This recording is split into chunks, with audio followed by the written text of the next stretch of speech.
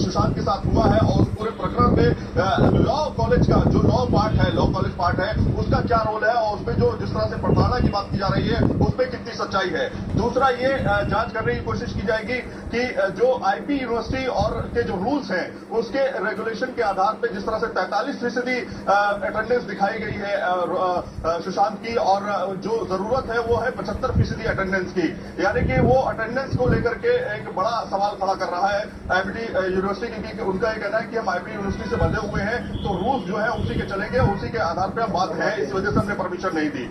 तो कई तथ्यों पर जांच करने की वो बात कर रहे हैं, लेकिन सवाल ये खड़ा होता है कि कई बार उसने सुशांत ने कई बार मेल जारी करके कहा है कि भाई मेरे पैर में चोट लगी थी, इस वजह से मैं कॉलेज अटेंड नहीं कर पा रहा था, इस वजह से मुझे परीक्षा में बैठने दिया जाए। तो सवाल यहां पर यह खड़ा होता है कि मेडिकल में जाने के बावजूद उस छात्र को परीक्षा में बैठने से मना क्यों किया गया, उसके भविष्य के साथ खिलवाड़ क्यों हुआ।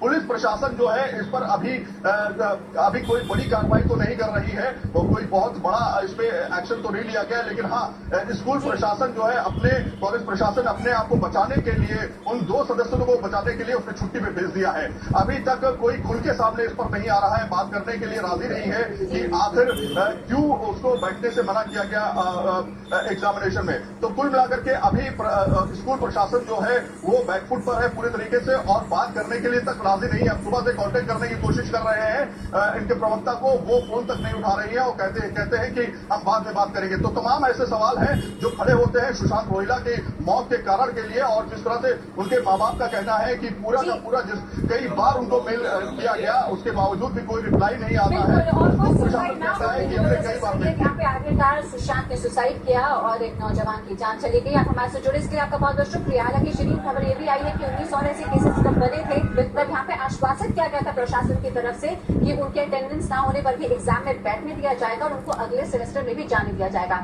लेकिन ये घोर लापरवाही, इतनी बार सुशांत मेल लिखता रहा, अपनी आवाज उठाता रहा, लेकिन प्रशासन ने एक बिल्कुल। और तेजस्वी जब कल प्रदर्शन हो रहा था उस दौरान भी कई छात्र सामने आए थे और उन्होंने ये बात रखी थी कि सिर्फ सुशांत नहीं और भी कई ऐसे छात्र हैं जो परेशान थे, लेकिन अपनी बात वो आगे रख नहीं पाए। लेकिन शायद अब जैसे जैसे जांच आगे बढ़ेगी हो सकता है कि कई और मामले इस तरह के सामने आए। बहरहाल जो भी अपडेट होगा आप तक पहुंचाते रहेंगे। फिलहाल समाचार सवेरा को आगे बढ़ाते हैं और आप देखते हैं पानी पानी हिंदुस्तान।